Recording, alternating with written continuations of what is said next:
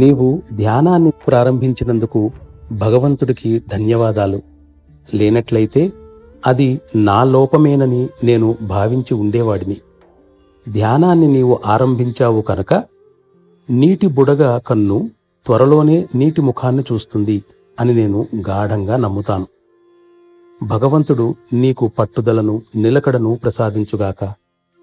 ఏదో ఒక విశేష శక్తి నీ దేహాన్ని ఆధీనంలోకి తీసుకొని ఇతర శక్తులను అన్నింటినీ ప్రక్కకు తోసివేస్తూ నీచే అభ్యాసాన్ని చేయిస్తోందని అంటున్నావు. దైవానుగ్రహం వల్ల నా ప్రాణాహుతిని స్వీకరించడం మొదలుపెట్టావు.